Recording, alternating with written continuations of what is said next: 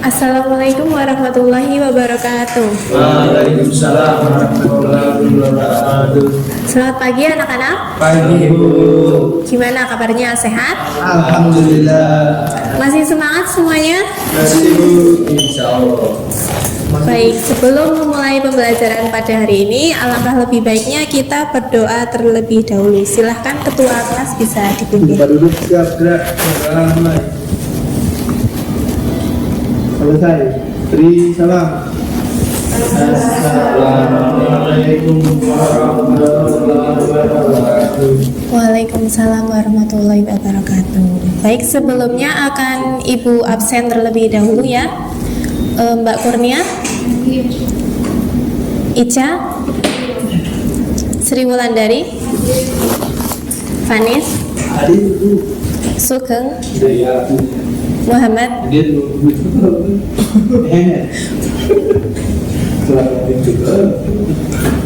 Mbak Niken. Oh, izin. Ada suratnya. Baik. Pada pembelajaran hari ini kita akan membahas tentang sistem ekonomi. Tujuan pembelajaran kita pada hari ini yaitu yang pertama, peserta didik mampu mendeskripsikan pengertian sistem ekonomi.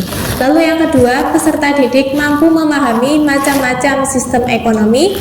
Dan yang ketiga, peserta didik mampu mendeskripsikan kelebihan dan kelemahan sistem ekonomi. Apa itu sistem ekonomi? Sistem ekonomi merupakan suatu cara untuk dapat mengatur dan mengorganisasi segala kegiatan ekonomi dalam masyarakat, baik yang dapat dilakukan oleh pemerintah atau swasta berdasarkan prinsip tertentu dalam rangka untuk bisa mencapai kemakmuran atau kesejahteraan. Jadi penjelasan secara singkatnya yaitu tata cara untuk mengatur dan mengorganisasi segala kegiatan untuk mencapai kemakmuran.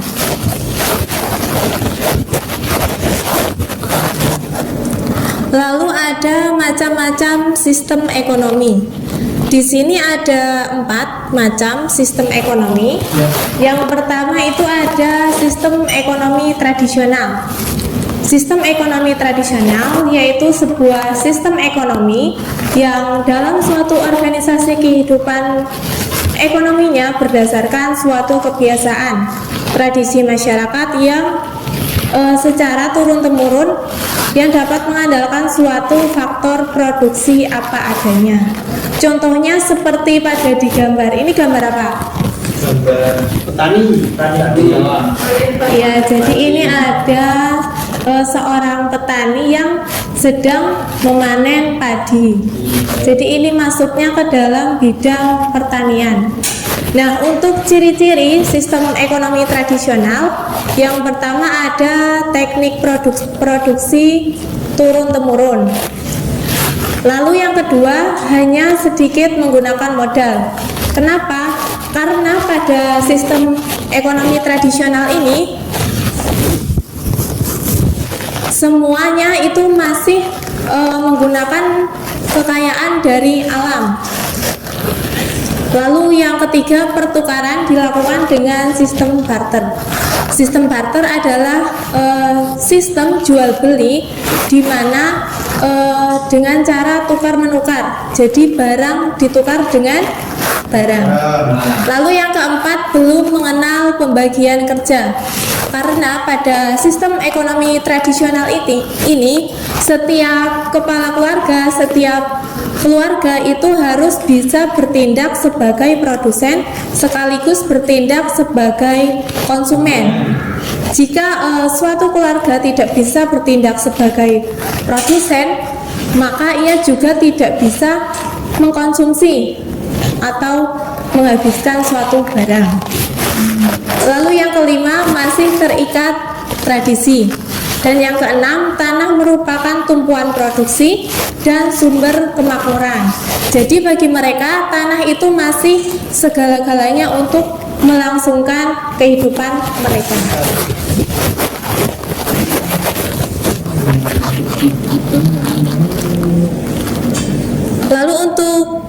sistem ekonomi yang selanjutnya yaitu ada sistem ekonomi pasar. Pada sistem ekonomi pasar, kegiatan ekonomi seperti produksi, distribusi, dan konsumsi dilakukan oleh pihak swasta dan pihak pemerintah. Dan pihak pemerintah hanya mengawasi kegiatan ekonomi yang berhubungan dengan penyelenggaraan negara. Di sini ada kelebihan dan kekurangan dari sistem ekonomi pasar. Yang pertama, setiap individu bebas melakukan kegiatan ekonomi sesuai dengan keahlian dan keterampilannya. Jadi setiap individu itu bebas ingin memiliki apapun asal mereka itu mampu untuk membelinya. Contohnya seperti Mas Wanis ingin membeli sebuah tanah. Nah, kalau Mas Wanis bisa atau mampu untuk membeli tanah tersebut, itu sehingga masuk ke dalam kelebihan yaitu bebas melakukan kegiatan ekonomi sesuai dengan keahlian dan keterampilannya. Lalu yang kedua, masyarakat dapat mengembangkan inisiatif dan kreativitas karena ini sesuai dengan keinginan masyarakat itu sendiri, sehingga kreativitas dari masyarakat itu dapat dikembangkan. Berbeda dengan sistem ekonomi terpusat atau sistem ekonomi komando. Lalu yang ketiga, adanya persaingan usaha dalam membuat produk berkualitas. Jadi setiap individu itu berlomba-lomba untuk menciptakan sebuah produk yang berkualitas. Lalu kekurangannya, yang pertama, adanya persaingan tidak sehat karena timbulnya eksploitasi ekonomi oleh pemilik modal. Lalu yang kedua, adanya modal yang terpusat sehingga menimbulkan monopoli yang merugikan masyarakat. Dan yang ketiga, adanya kesenjangan ekonomi karena distribusi pendapatan tidak merata. Karena pada sistem ini terbagi menjadi dua, yaitu golongan pemberi kerja dan golongan penerima kerja. Jadi golongan pemberi kerja itu pendapatannya itu cenderung lebih banyak daripada golongan penerima kerja, sehingga di sini bisa menimbulkan kesenjangan ekonomi antara pemberi kerja dan juga penerima kerja. Lalu ada yang selanjutnya, sistem ekonomi komando atau terencana. Sistem ekonomi komando atau terencana adalah sistem ekonomi yang dimana peran pemerintah sangat dominan, sedangkan peran masyarakat atau swasta sangat kecil. Jadi semua yang mengendalikan itu adalah dari pemerintah. Di sini kelebihan dari sistem ekonomi komando, yang pertama lebih mudah dalam mengendalikan laju inflasi karena semuanya itu dikendalikan oleh pemerintah, sehingga pemerintah itu lebih mudah mengendalikan inflasi. Lalu yang kedua, pemerintah menentukan segala jenis produksi sesuai perencanaan. Dan yang ketiga, relatif mudah melakukan distribusi pendapatan. Dan yang keempat, jarang terjadi krisis ekonomi karena yang mengendalikan itu pemerintah, sehingga krisis ekonomi itu jarang terjadi. Lalu untuk kekurangannya, mematikan inisiatif individu untuk maju dikarenakan dikelola semuanya oleh pemerintah, sehingga individu itu ingin berkembang atau ingin maju itu sulit atau bahkan bisa mati. Lalu yang kedua, sering terjadi monopoli yang merugikan masyarakat. Dan yang ketiga, masyarakat tidak memiliki kebebasan dalam memiliki sumber daya. Contohnya seperti keinginan masyarakat ingin memiliki tanah, tetapi sewaktu-waktu pemerintah ingin mengambil tanah tersebut, itu mau tidak mau masyarakat harus merelakannya atau mengembalikan tanah tersebut kepada pemerintah karena masyarakat tidak memiliki kebebasan untuk untuk memiliki sumber daya. Lalu ada sistem ekonomi campuran. Sistem ekonomi campuran adalah sistem ekonomi yang menggabungkan elemen-elemen dari sistem ekonomi pasar dan sistem ekonomi komando. Dalam sistem ekonomi campuran, pemerintah dan sektor swasta bekerja sama dalam mengatur serta menjalankan kegiatan ekonomi suatu negara.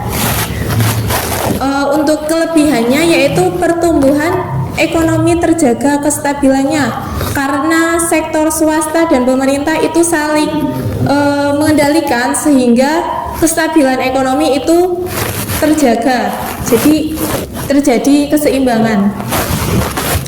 Lalu yang kedua, inisiatif dan kreativitas bisa berkembang karena yang mengendalikan tidak hanya terpusat oleh pemerintah sehingga setiap individu itu bisa berkembang atau berkreativitas.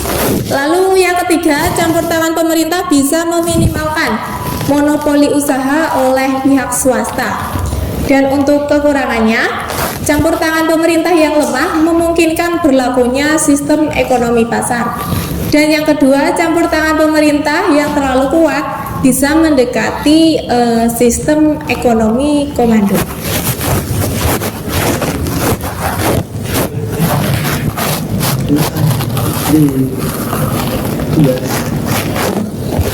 Baik, sudah ya.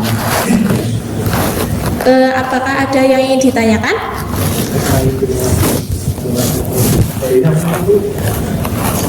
Sistem ekonomi. Ini sistem, nah kan mau nanya tuh, kalau misalnya dalam sistem ekonomi itu adalah satu permasalahan, nah terus masalah itu kayak malah menjalar ke semua itu bagaimana? Jadi sistem ekonomi itu kan terbagi menjadi 4. Itu Ya. Mas Jadi pertanyaannya pada fokus apa? Fokusnya yang dari salah satunya aja Bu. Apa? Ya pertama tadi Bu, yang apa itu namanya? Tradisional. Ya, gimana? Apakah berpengaruh seperti itu terhadap sistem yang lain? Jadi setiap negara itu kan memiliki sistem ekonomi tersendiri-sendiri ya. Jadi nggak ada kaitannya, harus tidak bercampur aduk menjadi satu gitu. Baik. Oke, yang selanjutnya Ibu berikan tugas kelompok ya. Tadi Mbak Wulan izin kemana ya?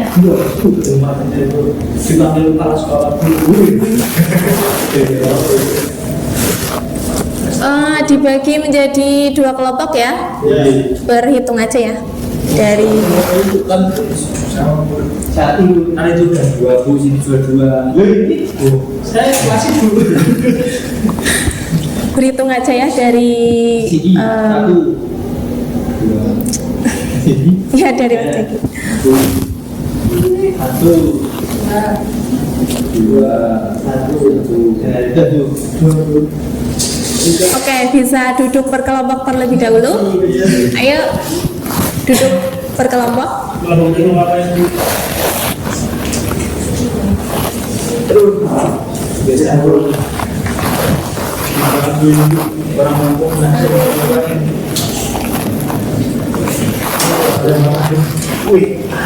Baik, tugas kelompok pada hari ini yaitu kalian Mas Sugeng, HP-nya bisa tolong dimatikan.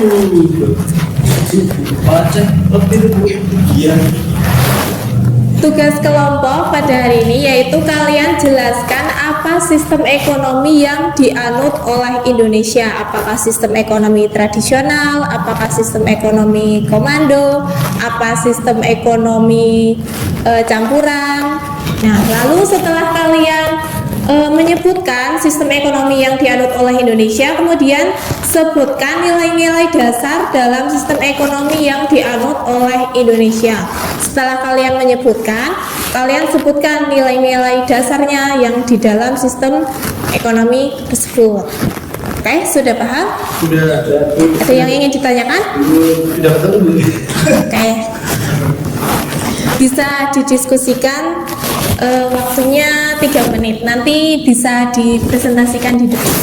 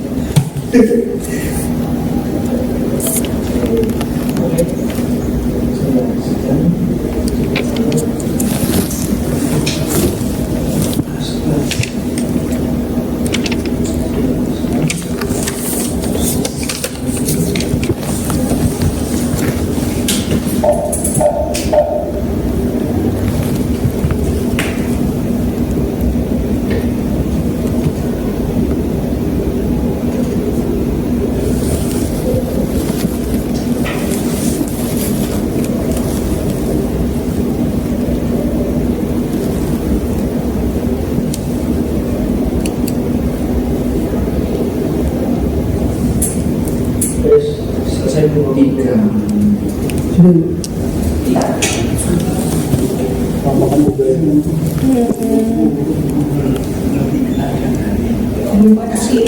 Iya. Oh, ini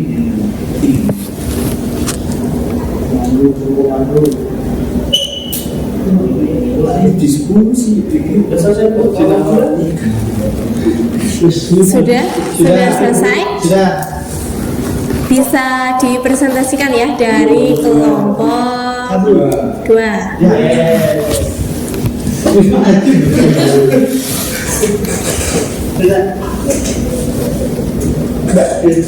Langsung masuk dulu. Apa yang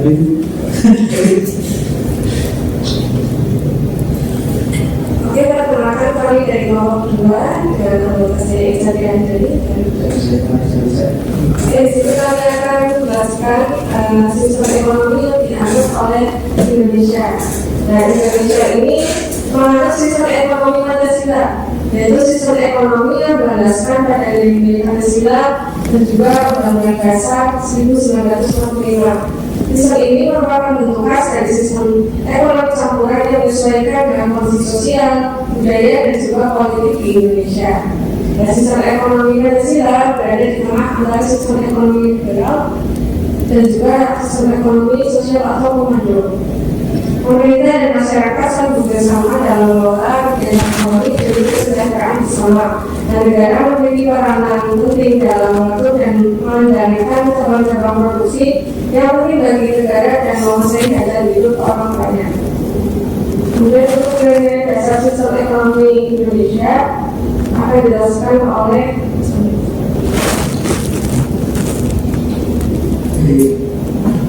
untuk nilai dasar dalam sistem ekonomi Indonesia, gerakan Indonesia maupun sistem ekonomi komando, yaitu pertama kekeluargaan dan gotong royong, kemudian yang kedua yaitu keadilan sosial, kemudian yaitu kedaulatan rakyat dan rakyatnya terjadi adanya demokrasi dalam sistem ekonomi, kemudian keempat yaitu keseimbangan antara kepentingan individu dan kolektif, kemudian yang terakhir itu berlandaskan etika dan moral Pancasila.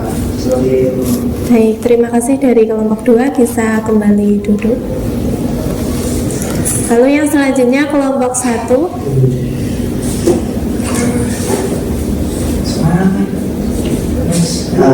Izin dari kelompok pertama untuk mempresentasikan materi yang diberikan Ibu Guru. Kurang lebih jawabannya sama Ibu, karena sama-sama saat yang dimana sistem ekonomi Indonesia menganut pada sistem Pancasila, yaitu sistem yang isinya itu kayak itu kapitalis atau sistem pasar.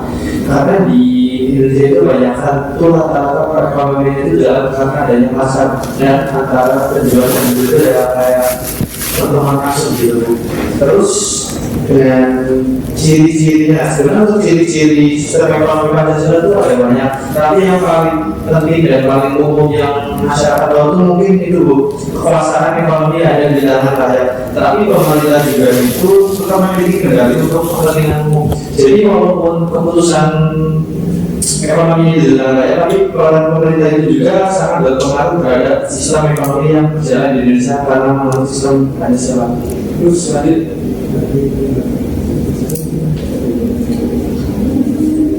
untuk berdasarkan kelompok itu ada kelima itu keadilan sosial, yang mana sistem ekonomi Indonesia bertujuan untuk menciptakan keadilan sosial bagi seluruh rakyat Indonesia. Dan itu demokrasi ekonomi, karena sistem ekonomi Indonesia berdasarkan pada prinsip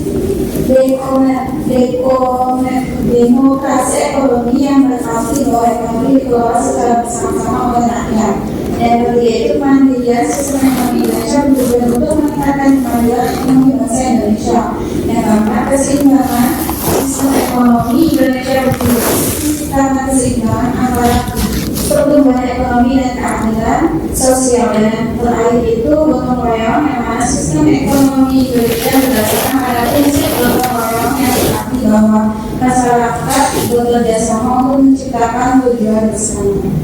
Baik, terima kasih. Kepada kelompok 1 bisa kembali duduk. Jadi menurut pendapat dari kelompok 1 dan 2 itu sama ya, yaitu sistem ekonomi Pancasila. Jadi kita bahas dulu. Jadi sebenarnya sistem ekonomi yang dianut oleh Indonesia itu adalah sistem ekonomi campuran, tapi dengan penyebutan sistem ekonomi Pancasila. Jadi sistem ekonomi Pancasila merupakan sistem ekonomi yang dianut bangsa Indonesia. Sistem ekonomi Pancasila memberikan kebebasan berusaha kepada setiap warga masyarakat dalam batas dan syarat tertentu. Sistem ekonomi Indonesia diatur dalam Undang-Undang Dasar 1945 pasal 33. Lalu untuk nilai-nilai dasar sistem ekonomi Pancasila, yang pertama ada kekeluargaan, lalu gotong royong, kerjasama, keadilan, dan yang terakhir ada kemandirian.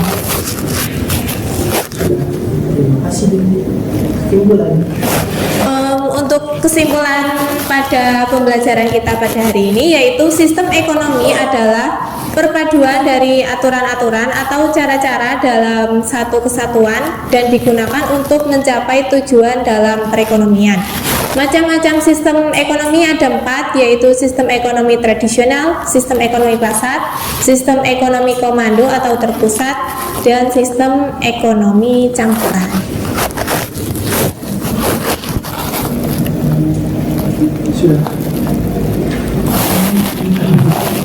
Baik, itu pembelajaran kita pada hari ini. Tadi kita mempelajari apa? Sistem ekonomi. Lalu jangan lupa materinya dibaca-baca lagi di rumah. Dan minggu depan kita akan membahas tentang permasalahan ekonomi. Oke? Baik, kita tutup pembelajaran pada hari ini dengan berdoa bersama. Siapkan.